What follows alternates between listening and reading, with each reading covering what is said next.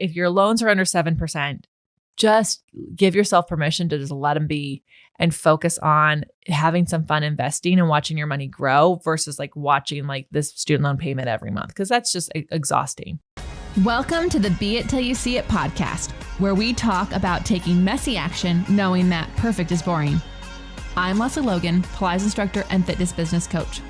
I've trained thousands of people around the world, and the number one thing I see stopping people from achieving anything is self-doubt. My friends, action brings clarity, and it's the antidote to fear. Each week, my guests will bring bold, executable, intrinsic, and targeted steps that you can use to put yourself first and be it till you see it. It's a practice, not a perfect. Let's get started. Welcome back to the Be It Till You See It interview recap, where my co-host in life, Brad, and I are going to dig into the enriching convo I had with Tess Waresmith in our last episode. Literal enriching. Very much so. I thought it was an appropriate word. So great job, team. If you haven't yet listened to that one, you're going to want to, my dears. You really, really are. But you can listen to this one first and then go back on that and listen to that one. Yeah. Brad was saying before we hit record, or maybe you'll hear it already, we are at episode 353. That's amazing. That's insane. That is, I never imagined. I know. It's a lot. Wow. So way to go, team. 353. There are no balloons for this episode, but we are celebrating in our hearts. Today is April 11th, 2024, and that is Dog Therapy Appreciation Day. So about this day, Dog Therapy Appreciation Day is celebrated on April 11th every year to appreciate the dogs who come for us by being therapy dogs. Therapy dogs go through a rigorous testing program before they become certified. With their certification, they become eligible to visit hospitals and nursing homes to give comfort to people. Therapy dogs are usually at first pets who receive training and then become therapy dogs. Being around dogs makes everyone happy, and on this day, we thank dogs for making us happier. It's true. They say if you want unconditional love, get a dog. Yes. Because otherwise, if you get a cat, you just got a roommate. You never know with the cat, Some people's cats are loving. Some people's cats are a little diva. Just saying. My friend's cat knocks his stuff off of his table. He just sits there. Yeah. Sits there and he just goes, boop, boop, boop, boop, boop, thunk, knocks it off the table. That's so funny. Yeah. Pretty hilarious. So we have some upcoming events that we want to share with you. So first of all, we're flying to Sarasota today. There's going to be a fun little private event to celebrate Jessica Papanow. She's been on the podcast and her app. You can meet us at Pilates on Tour Phoenix, which is from Balanced Body, on April 26th to the 28th. So you can come see us in person. We're going to have a booth. We're going to have flashcards. It's a huge event. There's going to be a big party because of Pilates Anytime. So no dogs. I wish we could bring the dogs. We're not bringing the dogs. So we're not going to bring them. It's going to be really hot. It's just that we're doing a booth and we cannot have 3 dogs at our tiny 12 hours a day. Booth. Yeah. So you'll definitely want to check that out. I hope if you're coming already, let us know and make sure you come up and say hi to us. Let us know what your favorite episode is. We love hearing that. Yeah. It's just in Texas and people were sharing, like quoting the episodes, and they were quoting episode like 1 and episode 5. And I was like, wow. They're like, yeah, I go back and listen. I was like, you're fucking awesome. Thank you so much. So ladies, hi. So fun to see you in person. You know who you are. In May, we'll have the Accelerator for Profitable Pilates. This is the 2-hour workshop that Brad leads, where you actually get to learn how to accelerate your business, your studio, and really truly get to work on it in the workshop, which is really cool. He's going to teach you his Excel formula, which is about acquiring and cultivating and basically making clients for life. And it's super, super fun. So you'll want to do that. Not just making clients for life, like bringing them in, making them clients for life, but then setting them up so that they invite their friends and family to come into your studio. Yeah. So you can go to prfit.biz/accelerator. That's prfit.biz/accelerator. It's also like $47. So it's a no-brainer. If you're looking to jumpstart your business, come take this. Or you just feel a little stuck, go take it, right? Yeah. Also in May. Yeah, this is really exciting news. First time sharing this on the pod. We're back. Okay, so the Cambodia retreat is sold out. October 24. It's sold out, y'all. I'm so excited. It's going to be the most incredible trip.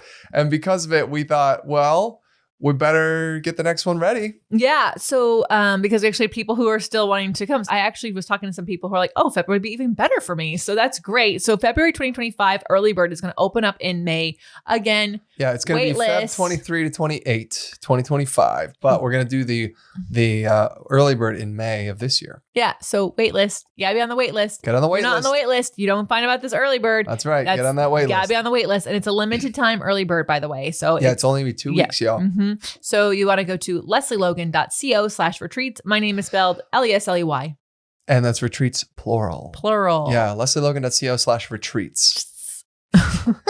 And then coming up in June, right around the corner, is going to be our summer camp. And it's huge, you guys. We are looking at 8 events each day. 16 events for summer camp. Yeah. Oh my God. This is a huge dream. I'm so excited. And if you can't be on 10 hours of Pilates classes, that's okay. Because the cool thing about summer camp is you'll be able to keep the replays. Yeah, you get the replays for life, which is amazing. And so if you can't be there for the first weekend of June live, you can just buy them while they're on early bird. And by the way, early bird really gets the worm on this one because our OPC members get the best early bird. Yeah. And then if you're on the wait list, you get the next best early bird. And if you're not on the wait list, you get the next best early bird, which is not as good as any of the other early birds. So you want to go to opc.me/events, plural. Events plural. So opc.me/events to get on the wait list. If you are an OPC member, you don't have to get on the wait list. Just make sure you're watching your inbox and the community for when your window opens up to sign up. Just a super sneak peek on that. Not only are we going to have a bunch of amazing teachers coming in and guest teachers, but also this is like a big event for us, y'all. This is a big deal. I anticipate there being a ton of people participating. Yeah. We took a look at last year how we ran everything, and we decided this year we're going to shift it up. We're actually going to offer day passes, and that is going to be the best possible rate. Yeah. And you don't want to miss the day passes. It's going to be awesome. So great stuff. We're really fired up and can't wait. So yeah, opc.me/events. So this week we did have an audience question from YouTube. Sophia asked, what kind of reformer length should I have for someone who is 6 foot tall? Yeah. Yeah. So also there's another part of this question. I didn't want to bring in the brand name, but she was like, I'm looking at this brand name and it seems really pricey. And I looked it up and it was only $2,000. And I had to say, that's actually really expensive for a good reformer. However, I still wouldn't get it. So I let Sophia know that. But what I will say for all of you, if you are 6 feet tall, you can still operate on an 80-inch reformer. It's when you get above 6'3" that you're going to want to be more an 86-inch reformer. And why these things matter is just because it's physics. It's literally, it's like geometry. Well, it's also like physics. When you press your legs to straight, you hit the end of the reformer. And if you are too tall, your legs don't get too straight. And I will say, just for the record, I actually never care if the knees get straight in footwork. I only care that the hips open up, the front of the hips open up. So you could still be on a too short reformer, but that wouldn't be fun. So I would say, Sophia, you probably still could do the Contrology 80-inch, but you might enjoy it an 86-inch. For anyone under 6 feet tall, the 80 inch is going to be so awesome. Like I'm 5'9", and yes, short spine is a little tricky. I have to start at a harder spot, but oh my God, I love the support of the straps because again, physics, where the strap hits the reformer and into the springs is a shorter distance than on an 86 inch. So that's why I love it. And also I know you used to work with like pro football players on an 80 inch. I did. They were 6'3" or shorter, so they were totally fine. If you're working with basketball people who are 6'10" and 7 foot, I think they're like 7 foot now. Yeah. But also, like if you are working with a team of basketball players, then by all means, like go get. There's bigger reformers for that. But if you are working with one NBA player and you have an 86 inch, you're going to be fine. You can do other exercises that they can't do on the reformer somewhere else. You can do. You said 86 inch. You meant 80. No, they could do an 86 inch. But if they have only one basketball player?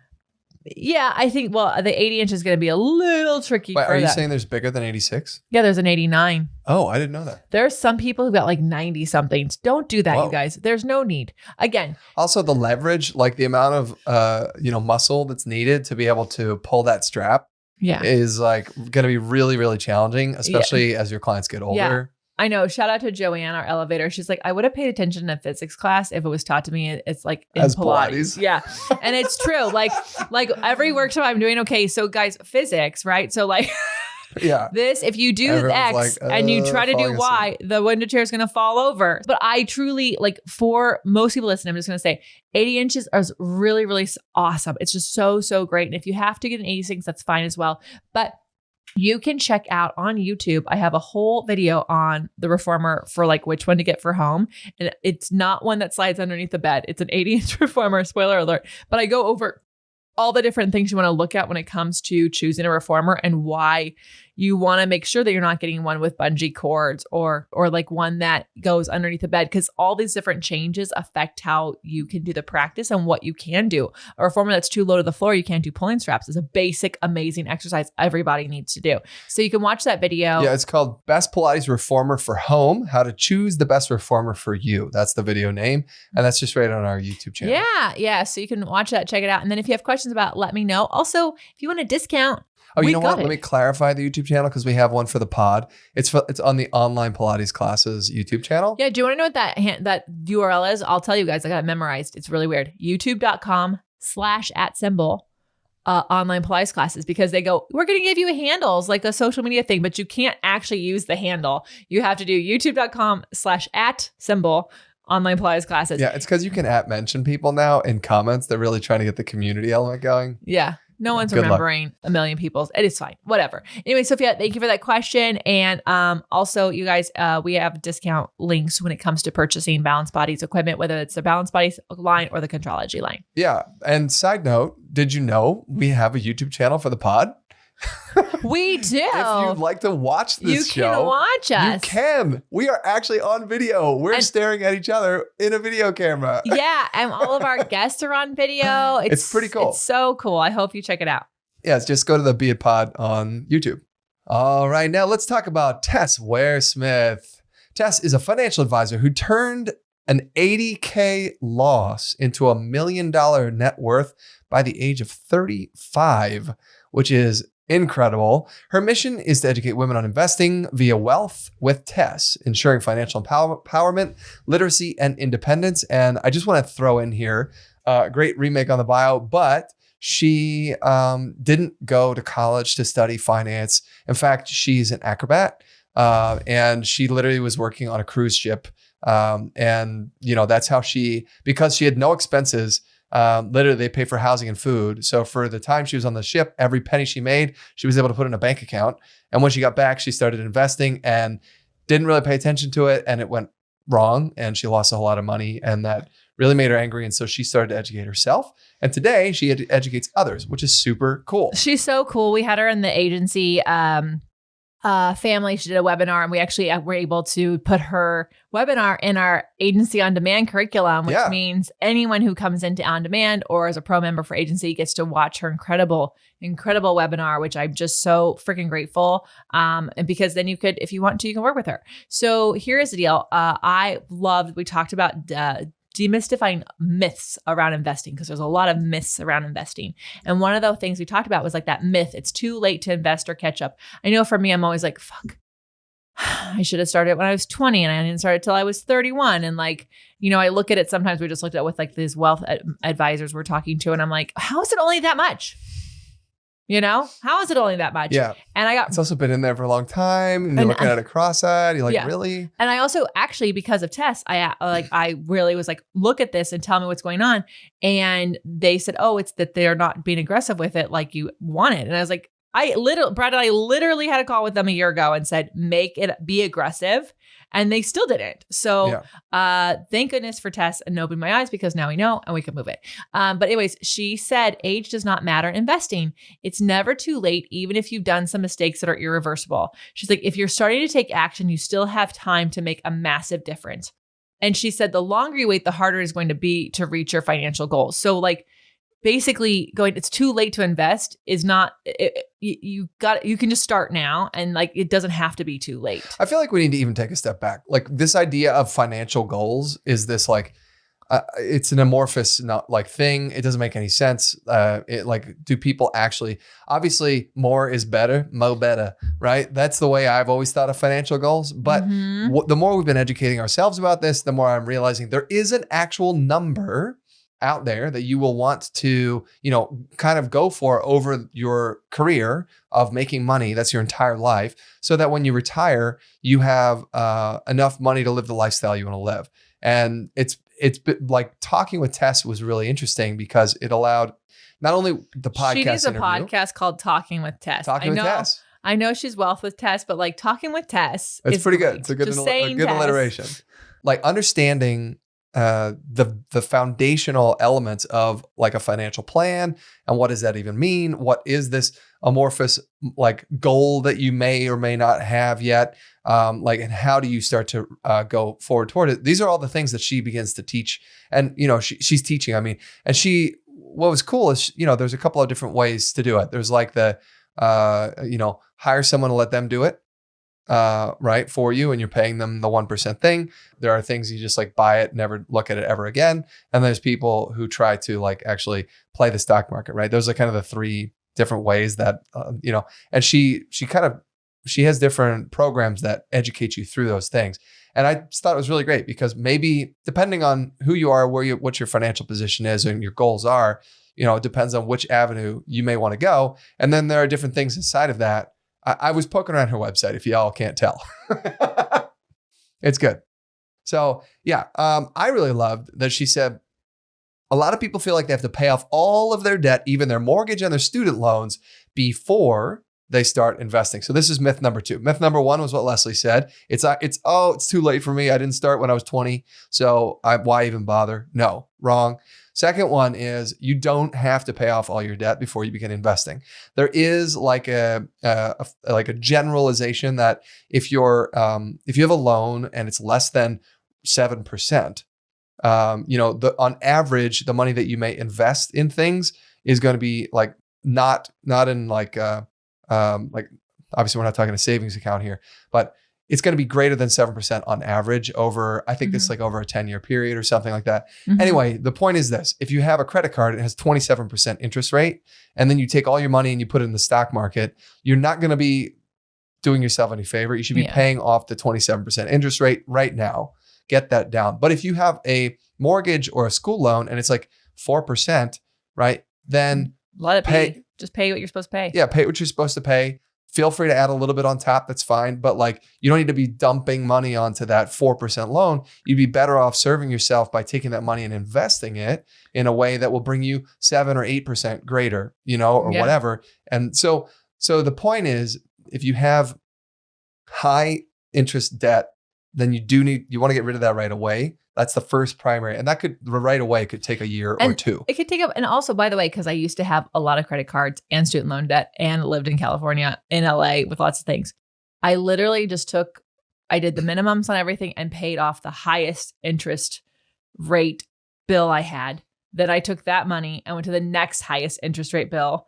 And then it's like all the other ones I was just paying like barely a little over minimum because it's like they're all lower than this and I have to get this one down. Yep. And I was able to take that money onto this one and that one. And I got out of my credit card debt faster than I actually thought because I was being very intentional about it. It's kind of interesting how like when you focus on it, what you're able to do. And I paid my student loans off months earlier than I thought, not even because I paid extra.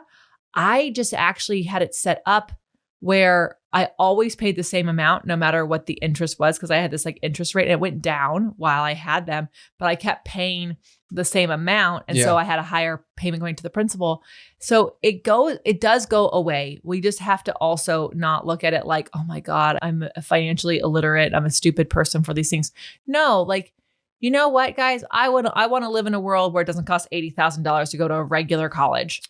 I would love to see that. I would love to see a world where you don't have to go to college to be a fucking secretary. Like you don't need to, but we don't live in that world right now. So you just have to go, I made these amazing choices. I probably met some incredible people and I'm going to make this payment, put it on auto pay and do some things. But also if the interest is under 7, which most student loans is, and if yours is not, let's figure that out. But yeah, just to clarify that statement, I want to put the descriptor word in that sentence a lot differently.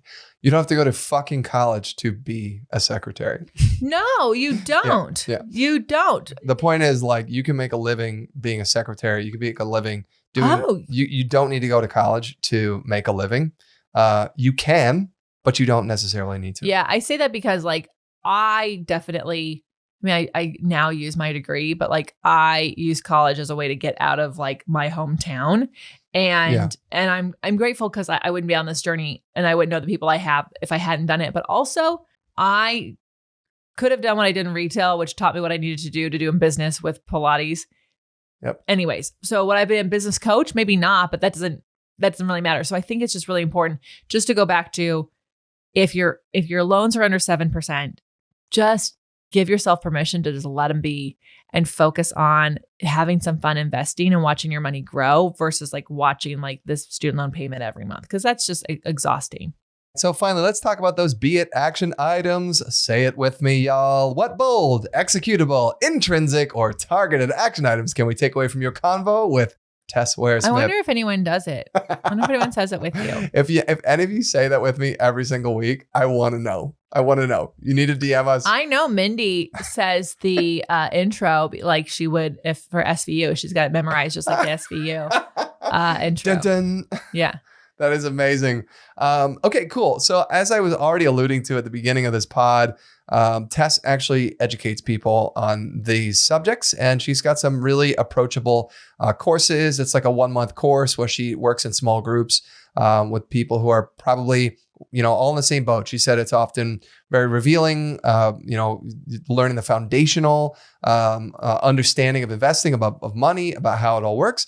And she said it's very, very possible for you to learn this yourself. It sounds intimidating, but that's only because we don't know what we don't know, right? But when you begin to see, when you lift the lid on it, she said it's not rocket science here. A lot of the investing that is happening, we probably could be managing it ourselves instead of having an organization manage it for us, because they're taking fees that literally we don't need them to take. Because if you're just setting it and forgetting it, there's really an opportunity for you to manage it yourself. So she said, find out where you stand in the ecosystem of learning investment. Like, are you trying to be complicated? Then maybe you need a team to work with you. But if it's just to set it and forget it, you can make it a smart decision. So as long as you know the options, and then you can choose how much money can you invest and watch how it grows. You can learn together, with your partner, with your family, to be able to make intelligent financial decisions. Well, she said something that really lights her fire is investing and teaching kids, right? So she said there's a plan called a 529 plan, which that doesn't mean anything to me other than it's a number, where you can, as a parent, begin to put money into an account for your kids' college fund. And if they choose not to go to college down the road, it can roll into some other kind of a retirement plan. I know. That to me was so cool. Yeah. That if they don't go to college, it can go into a retirement plan. So it doesn't have to be forced. I love it. I love that they have options. That's pretty rad. That is pretty rad. But how would you ever even know about this stuff, right? So you gotta learn. So what about you? She said, so my biggest takeaway is I would talk about journaling on your relationship with money. And we both have done some stuff on this. Sure and have. So of course I love this because was really revealing for us when we did it. So she said, this is for my people who are like, what do I journal? Ready? Write this down. Okay. She said, ask yourself the questions like, how do I feel when I make a money transaction? So when you receive money or when you spend money, how does it make you feel? Do I feel like there's an opportunity for me to make more money or not? Mm-hmm. Do I think I'm capable of learning how to invest? And she said if the answer is no, you need to DM her because she'll talk to you and she's going to absolutely help you because she believes you are more than capable to do it. Yep. She said there was another thing before we wrap it up. She mentioned she often hears that people say they are or they are not, quote unquote, good with money. Oh, I'm not good with money anyway. So whatever, I just am doing my thing.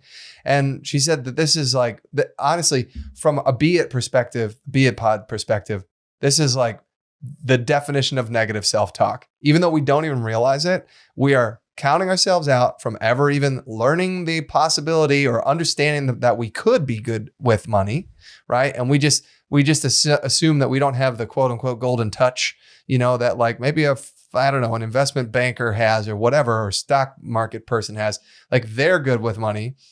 I'm not good with money. No, that's a story we're telling ourselves. Right. And that doesn't have to be the case. And it's also not that complex to learn how you can be good with money. And that's why we loved having this conversation with Tess. Yeah, she's great. I want to spend more time with her. So thank you, Tess, for helping us become really amazing and hyped up about money and investing. I cannot wait for everyone to tell me how they're going to use these tips in your life. Yeah. And by the way, share this with a friend who like says they're not good with money or says that they wish that they understood the money matters in their household more. Like this is Tess can really help so many women in your life. So yeah, we'll put her link in the show notes. Yeah. So do that right now. And until next time, I'm Lesley Logan. And I'm Brad Kroll. Thank you so very, very much for being here. 353 episodes. If you haven't listened to that many, you should go. Listen, I'm just saying, some people listen twice, just no pressure. Let us know what your favorite one is so far, and be it till you see it. Bye for now. That's all I got for this episode of the Be It Till You See It podcast. One thing that would help both myself and future listeners is for you to rate the show and leave a review. And follow or subscribe for free wherever you listen to your podcast. Also, make sure to introduce yourself over at the Be It Pod on Instagram. I would love to know more about you. Share this episode with whoever you think needs to hear it. Help us and others be it till you see it. Have an awesome day. Be It Till You See It is a production of the Bloom Podcast Network. If you want to leave us a message or a question that we might read on another episode, you can text us at +1 310 905 5534 or send a DM on Instagram at BeItPod. It's written, filmed, and recorded by your host, Lesley Logan, and me, Brad Kroll. It is transcribed, produced, and edited by the Epic team at Disenyo.co. Our theme music is by Ali at Apex Production Music, and our branding by designer and artist Gianfranco Cioffi. Special thanks to Melissa Solomon for creating our visuals. Also to Angelina Herrico for adding all of our content to our website. And finally, to Meredith Root for keeping us all on point and on time.